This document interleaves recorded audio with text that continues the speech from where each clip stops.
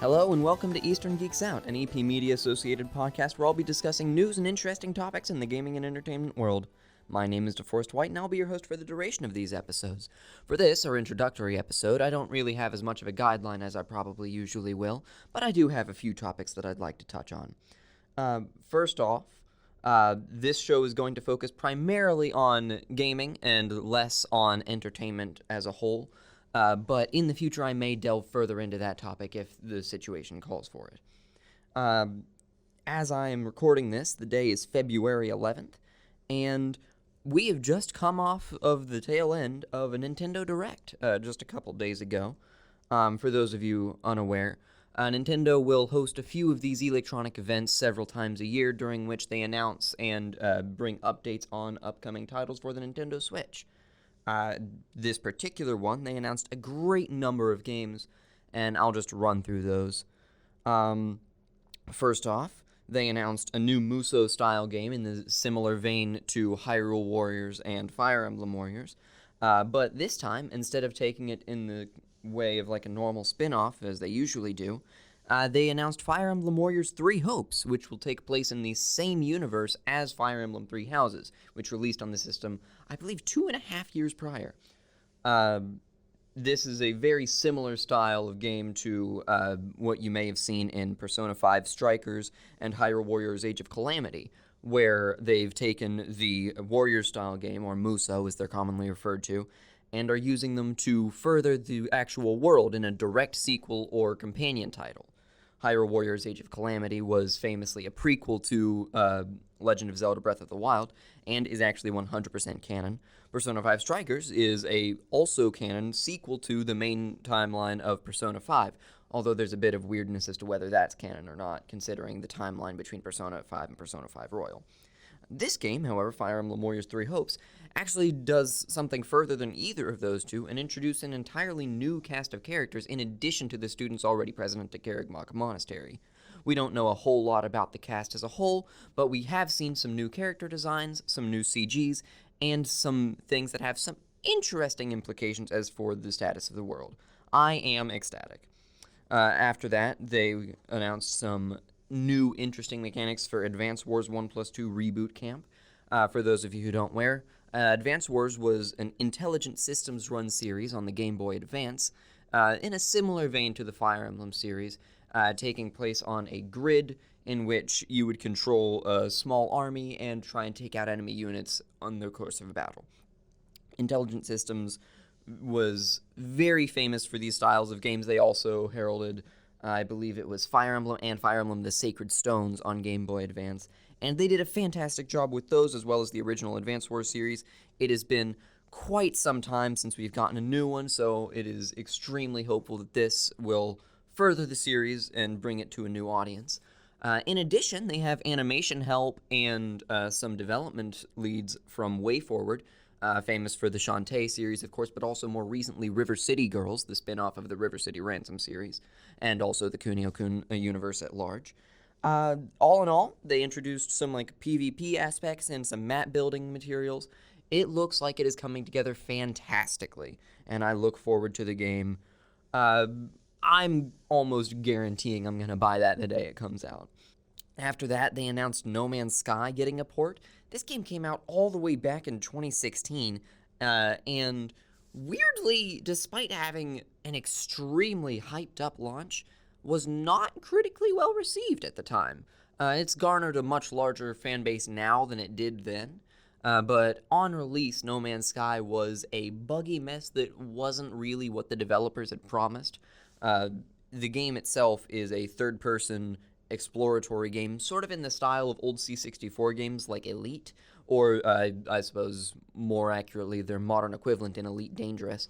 But the big boasting point of No Man's Sky was a procedurally generated universe that would be not random, but different for every person who played it, including unique life forms, unique environments, and planetary setups that would be completely unique to any person who played the game. It didn't exactly have the greatest launch because lots of these features were either underutilized or not at all as intricate as they were initially advertised to be, but through varying updates and expansions to the game since 2016, it has seen a vast growth in popularity, and people are generally positive feeling towards it. So now that it is getting a Switch port, which is impressive considering the Switch's limited graphic capabilities, I'm excited to see what they do with it going forward. There's also, it's directly in competition with its port on the Steam Deck, which I suppose you can't really call a port since it's a PC game anyway. But I'm curious to see how these two systems will handle the game and in what ways, what shortcuts the Switch has taken to make it able to function properly on the game. Next up, out of frickin' nowhere, Nintendo announces a new Super Mario Strikers game. The Mario Sports spin-offs are fairly hit and miss across the board, but Strikers has a very, probably the best history in terms of, marketability and user satisfaction. And this new one doesn't seem to be, don't get me wrong, it looks cool, but it doesn't seem to be, breaking any new ground for the series, which honestly might be a good thing. Nintendo famously is very iffy about changing up their systems and trying to go extra ways and break new boundaries, and this is a game in which it might be best for them to keep things simple. However, they are implementing a few new things in this one. Mario Strikers Battle League will be launching with a system that seems to be very similar to League play in Super Mario Tennis Aces, but now it'll be functioning in matches where you can have up to 8 players simultaneously, which is extremely impressive considering it's just soccer, and that's only using one system. So you would be using a total of 8 controllers, like Super Smash Bros. Style, for a single game, as opposed to the traditional Super Mario Strikers gameplay of each player controlling either one entire team or 1 or 2 characters on a team. I'm excited but hesitant. I don't think that this is one that's specifically marketed towards me, but for people who are bigger fans of the Mario Sports franchise, probably a good thing. Splatoon 3, which I'm super excited for, very hype, got a new look at some of the new improvements to Salmon Run. For those of you who didn't play Splatoon 2, Salmon Run is a limited time windowed game mode in which players will take teams of 4 Inklings, or Octolings post-Octo expansion, and will fight in waves of incoming salmonids while working for the Splatoon equivalent of the Mafia, Grizzco. As enemies approach, they leave eggs when you defeat bosses, and you take those back to your egg collection area, and you have to fulfill a quota, and the more eggs you get, and the higher above that quota you reach, the more rewards you gain from it. It's a fun mode in Splatoon 2, and this Salmon Run Next Wave from Splatoon 3 looks to be much of the same, although they are adding some new boss salmonids. There's some new quality of life mechanics. It looks like you can toss eggs across the map, and it reminded me of the gameplay improvements from Overcooked 1 to Overcooked 2, which is a bit of a strange comparison, but it seems like there's a larger focus on instead of just going and taking out teams with sheer numbers, you have to work together with your team and collaborate more in depth. I'm interested to see how that plays out because Nintendo is not great about implementing voice chat. If you want to use voice chat for Nintendo Switch titles, you have to do it either through a third-party program like Discord, or you have to download the Nintendo Switch Online app and use voice chat through that, which can be extremely finicky for anyone who's ever attempted to use it in a Smash Bros. Lobby. It is a bad time. Overall, I'm pretty hyped for the new improvements, but it does look like very much the same as it was in Splatoon 2. I'm glad it's returning, but I don't know that this is the thing that would sell me on the game if I weren't already sold. If anything that I want from Splatoon 3 were to be put on the table, I just want characters to return other than the Squid Sisters. Don't get me wrong, Callie and Marie are great, but I need to know that Off the Hook is okay. I need everyone to be fantastic. I want to know what implications the final Splatfest from Splatoon 2 had.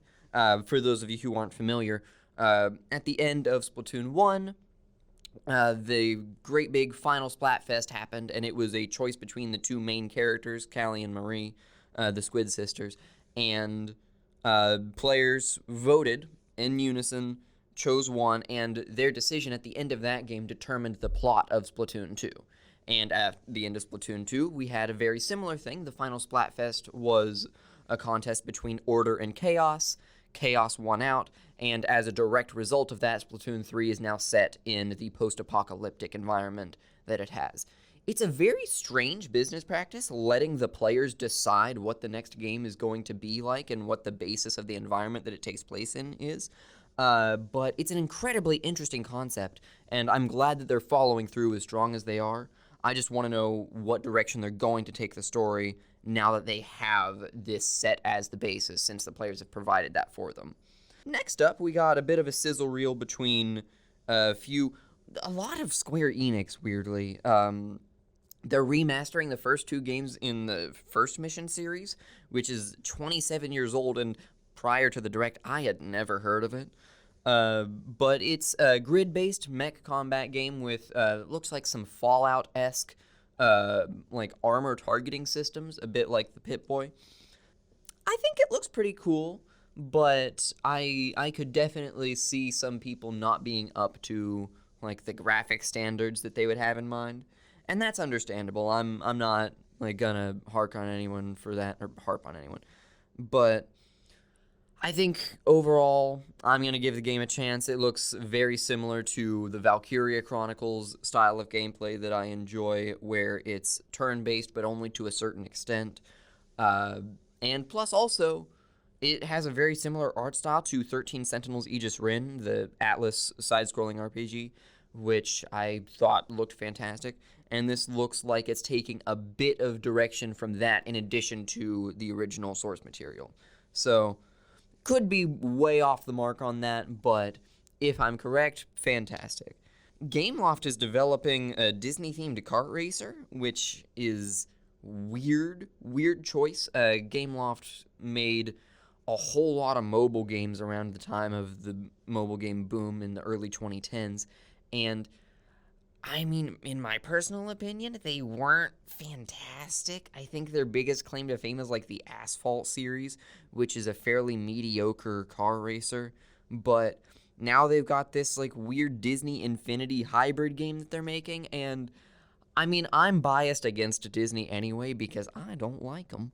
But I mean, it looks functional. I can almost guarantee it's not going to be Switch exclusive because that would just be leaving a whole lot of money on the table. It seems like it's taking very heavy art design direction from Disney Infinity, and for anyone familiar with the Toys to Life craze, you know how poorly that turned out in the long run. Even now, if I walk down the street to Big Lots, there's a whole bunch of Disney Infinity figures and 2.0 games that literally do not function. So could be better. Not sure why that's the direction that they're taking it, but I just hope that they don't reuse too many assets, because if they do, I'm calling it now, this game is doomed to failure.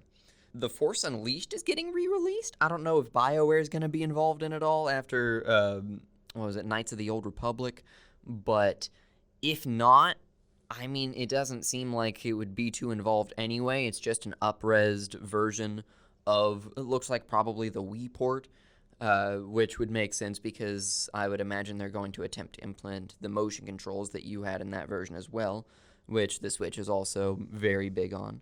There's a chibi-style like Gundam SD arena, which might be a re-release. I'm not 100% certain on that.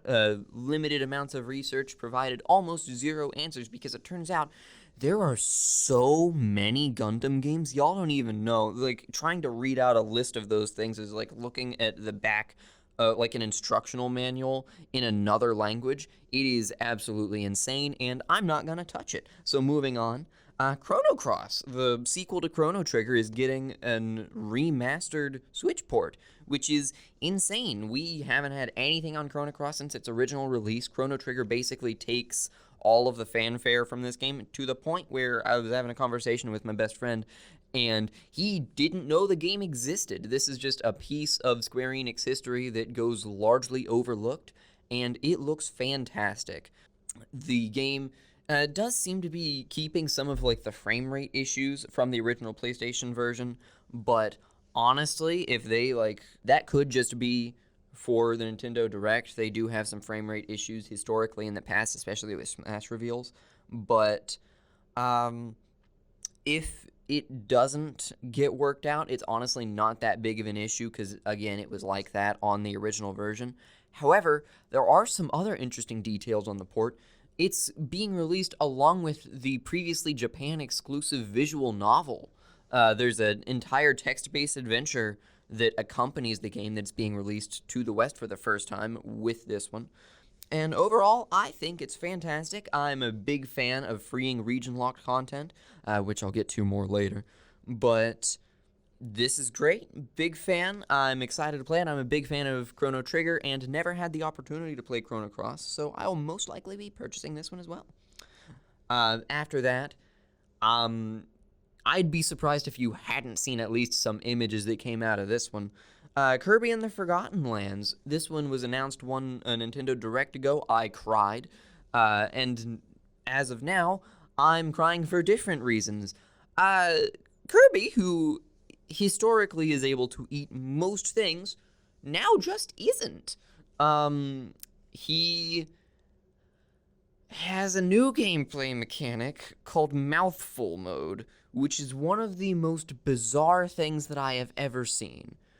Introduced during a CG cutscene during the Direct, Kirby attempts to swallow a car and literally cannot fit it in his mouth. So he's just got his mouth stretched wide open over a car, and it's just sticking out of his mouth, and it drives around with him around it. It's some weird, bizarre fetish thing that I don't fully understand it. However, I do think it's funny, and I'm going to make memes out of it. It does seem to be like a very widespread mechanic throughout the game. You can swallow cones to pierce objects beneath you. You can swallow like the accordion-style scissor lifts to perform actions very similar to the, not the Gusty Garden Galaxy, I don't remember, the forest area in Super Mario Odyssey.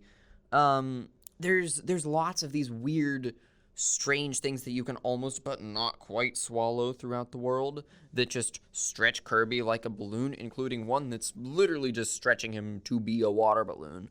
It's very off-putting, but I'm curious to see how they use it in terms of gameplay. I'm excited. It's very strange. I'm still reeling from the fact that 3D Kirby is real, so I'll allow it, but it's weird. It's very strange. Next off, they showed Mlb the Show 22. It's Mlb the Show 22. You like baseball, you like him, it's the same. I don't know, there's a bit more focus on crossplay, where if you have one version of the game, you can play it alongside people and keep all of your progress from the other versions of the games, which isn't terribly new. EA did that with Apex Legends, I believe, where everything you do in one is synced to your EA account. I think Overwatch is doing that these days now as well, where towards the beginning of the game's lifespan, it was your account was linked to whatever system you were playing on, but then they made you get a Battle.net account, and you would play through that, so that links everything because crossplay. And that's pretty neat. If you're the type who's into realistic sports games, then sure. I'm not a big fan of sports ball myself, so this one's not it for me. After that, they put a bunch of game collections up. Kingdom Hearts 1, 2, and 3 were all previously announced during the Sora reveal trailer for Super Smash Bros. Ultimate during the last Sakurai Presents. They are coming via cloud versions, which we kind of all predicted, but it's cool that they're getting some representation. It's nice that cloud gaming is becoming more of a mainstay, although there is some weird ethical stuff going on with physical releases versus cloud releases.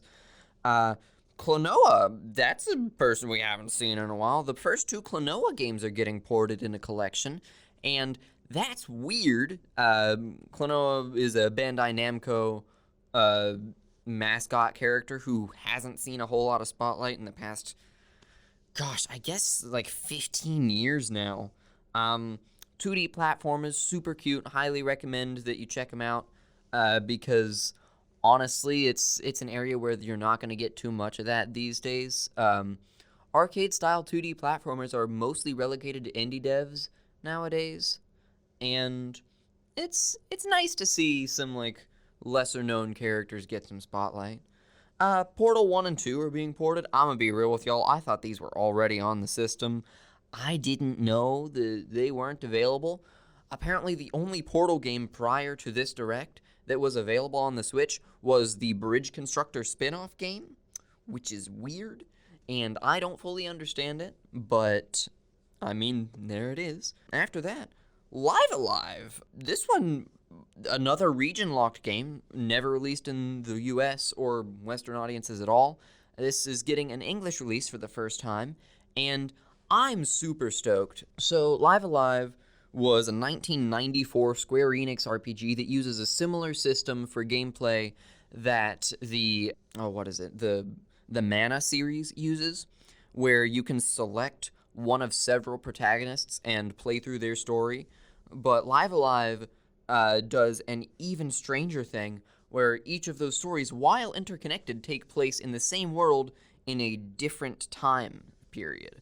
So you can play as like a caveman during the prehistoric area, you can play as a robot in the distant future, you can play as a martial artist in modern day Japan.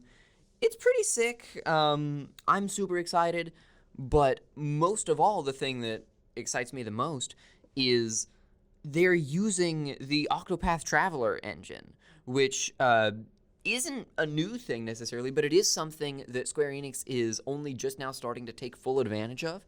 After the success of Octopath Traveler, of course, we have the upcoming strategy game Project Triangle Strategy, because they could not think of a better title. You have some Dragon Quest games are getting remade in the Octopath Traveler engine, which is fantastic. And now Live Alive is being fully done in a 3D pixel art environment, and I love it. I do hope that they don't make this like their go-to standard for RPGs going forward. I know Bravely Default, when it released on Switch, it kind of deviated a lot from the previous 3DS like watercolor paint background art style.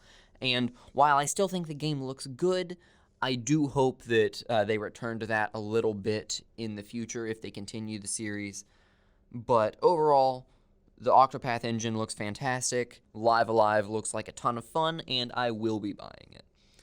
After that, a Wii Sports sequel came out of nowhere. They've announced Nintendo Switch Sports, and it terrified me at first because I thought that Miis were just out the window, but do not fear, they are not gone. You still can play as the Wii-era creative characters. However, they are not the main focus, seems like. There are like Ninjala-esque looking creative I don't actually know if they're customizable. I can only imagine that they are. But there are these characters that look like they came out of Go Vacation with very like slicked back hair, and it's very strange. But the game itself looks to be very much a continuation of the Wii Sports franchise. You got tennis, you got bowling, golf is going to be free DLC in the fall. But also we have some new sports. You have, looks like badminton and volleyball are making an appearance, in addition to just a renamed and restyled version of the fencing minigame from Wii Sports Resort. So this is pretty hype. Casual audiences needed a win there for a minute, and I feel like this is more than enough to provide them that. I'm excited because they're using a lot of the flares from the soundtracks for Wii Sports and Wii Sports Resort, and I think that the more that they lean into that and the more they like acknowledge the nostalgia there, the more success this game is going to have. My only misgiving is that they do appear to have foregone the inclusion of Woohoo Island in any capacity, and Woohoo Island, the setting for Wii Sports Resort, Wii Fit Plus, Pilot Wings Resort, is my single favorite Nintendo locale, and I hope that they make more use of it in the future, because it does seem like it's fallen to the wayside here a little bit. I can only hope that changes, but if not, I mean, we still have the classic games. After that, they almost gave me a heart attack. Earthbound and Earthbound Beginnings are, as of this recording, already available on Nintendo Switch Online. However, they pulled a thing. They did this really slow transition from Earthbound into Earthbound Beginnings, showing like, oh boy, it's a celebration of the Mother franchise. And for a second there, I legitimately thought they were going to make Mother 3 available. And, I mean, they didn't. Of course they didn't. Why would they? This is a pipe dream that will never come to fruition, and my boy Lucas has perished, and we need to move on. I'm still angry. Mario Kart 8. Mario Kart 8 Deluxe, released in 2017 and has been just kind of sitting there on the eShop, getting more and more buys, fairly consistently. If you look in, like, the most purchased and most downloaded titles every month in the Nintendo eShop, you're gonna see Mario Kart 8 Deluxe towards the top of that list, and that's not going anywhere because Nintendo just announced that they are doing a 48-course expansion pass for the game from now until 2024. So over the course of the next 2 years, we are going to literally double the size of the game to include remastered courses from all throughout the game's history, all the way back from the SNES era to Mario Kart Live, the smartphone game that you may or may not remember happened. I personally hope that they pull some weird BS out of their hat and try to remaster a course from Mario Kart Live. Mario Kart Go is the phone game. Mario Kart Live is the AR game with the RC cars that you control via the Switch. And I hope that they try and make a course based on that, because watching people put random crap throughout their house and then drive the cars through it is the single most entertaining thing that could have possibly come from that game, and is also the only entertaining thing that came out of that game. Having the cars is neat. Everything else about it is unnecessary, and I think that if they are going to try and make some money off of that, this is the place to do it. However, if you've already purchased the Nintendo Switch Online expansion pack, which it was announced 1.5 Nintendo Directs ago, includes not just N64 games, but also weirdly Sega Genesis games, this is included with it. You get that, you get the Happy Home Designer expansion for Animal Crossing, and they are like slowly but surely adding more material into the expansion pack to make it worth it, because as of right now, it is difficult to justify that $60 price point, although it is actually the same price point that you would get for PlayStation Plus or Xbox, but we don't gotta talk about them. After that, the final announcement that they made during the Direct, Xenoblade Chronicles 3 almost killed me. Xenoblade Chronicles 2 is tied with Persona 5 for my favorite game of all time, and Xenoblade Chronicles 3 is looking like it's going to tie in several aspects of the story from Xenoblade Chronicles 1 and 2, including recurring characters. Looked like Melia and Nia from Xenoblade Chronicles 1 and 2 are going to recur. For people who played Xenoblade Chronicles 2, there's a character in the trailer who, by all rights, should be fully dead, but is just around and doing things now. Can't really explain that, but I'm very excited to see how they're going to attempt. Honestly, hugely hyped for the game, hugely hyped for the gameplay, really looking forward to seeing the worlds of Allrest and Bionis and Mechonis come together, if they weren't already, because I got theories as to that. But more than all of that, Oh, we get an Ace soundtrack. I'm excited. Ace is the team behind the soundtracks for Xenoblade Chronicles 1 and 2. Not Xenoblade Chronicles X on the Wii U. Weirdly, they got the guy who did the Kill la Kill soundtrack to do that one, which is also fantastic, but very different. But the soundtracks for Xenoblade Chronicles have always been amazing. I'm a huge fan. Cannot wait. Very excited. And that's the Direct. As far as Nintendo news, there's quite a lot of it, but I think that about covers it. Outside of that, in terms of gaming elsewhere, we gotta talk about Microsoft and Sony a little bit because the recent acquisitions are frickin' eyebrow raisers. A good while ago, Microsoft purchased, Bethesda, and along with that, their subsidiary company, Arcane. And with that acquisition, they got full rights to Doom with id Software. They got full rights to the Elder Scrolls series. They got full rights to Fallout.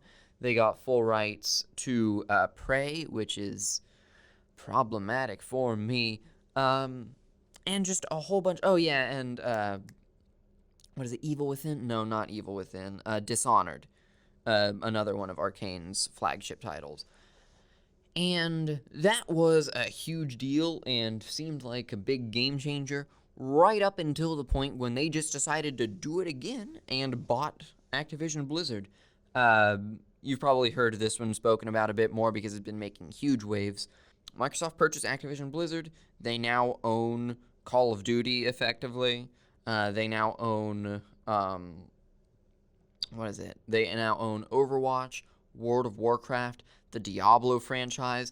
Weirdly, they got the rights to the company King, the developers of Candy Crush Saga, which is, I guess, technically an Xbox Game Studios game now. They're really breaking into that casual market.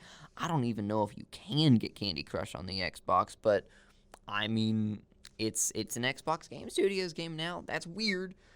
I don't know how I feel about it, but I mean, a precedent has been set all the way back when EA purchased PopCap back in the day, gaining the rights to Peggle and Plants vs. Zombies, which is now just a PvE shooter, because of course it is.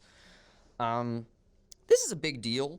The Bethesda purchase was $7.5 billion on Microsoft's part, and Activision Blizzard, which seemed like a roughly equivalent big deal to me at the time, is almost 10 times that at $70 billion, which is absolutely insane.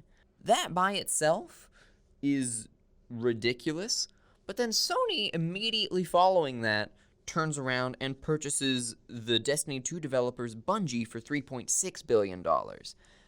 Now, for those of you not familiar with Bungie's previous work, they were the original developers and team behind the Halo franchise before they passed that on to 343 Industries, a company made specifically for Halo, thus the name. But this purchase, while nowhere near the scale of the other two, raised a lot of eyebrows because it seemed like Sony may have purchased them out of spite. Because literally, like, the news came out about Activision Blizzard, and then 2 days later, Sony announces their purchase of Bungie. It is extremely unlikely to me that that is legitimately the case, but they have actually officially released statements that these purchases were unrelated to each other, and we should stop looking into things. Which, you know, fair, but also it's funny.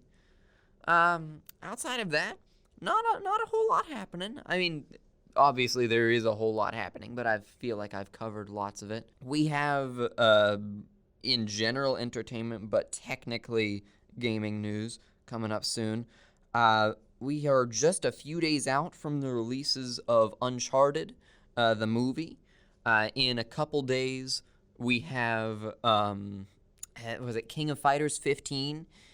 For people who pre-ordered it, they're going to be able to play that from Valentine's Day. I'm super excited to see how things have progressed from the open betas we got earlier this year. Guilty Gear is just released like about a week and a half ago.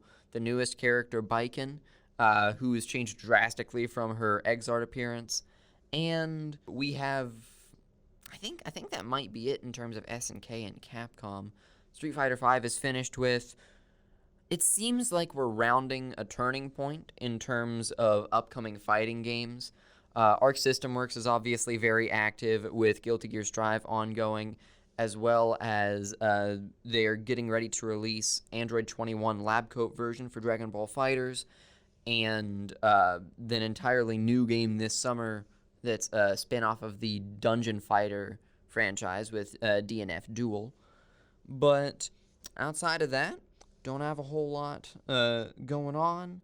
Feel like we've covered most everything. This episode was mostly just a general overview, like in future episodes we'll be a bit more focused. I'll be bringing on some people to talk about their experiences with gaming. I'd like to bring in some indie developers. But if you have any suggestions for topics and you'd like me to talk about on the show, or people you'd like me to bring on, my name is Deforest White. You can contact me at deforest_white124 at mymail.eku.edu, or you can contact the Eastern Progress and the EP Media Network on Facebook, Instagram, and Twitter at Eastern Progress for Instagram and Twitter, or at The Eastern Progress for Facebook, or you can find our website at www.easternprogress.com, where you can find all of our articles that we've written and all of our other subsidiary podcasts. My name is DeForest White, and I've been your host for Eastern Geeks Out, and I hope you all have a fantastic day.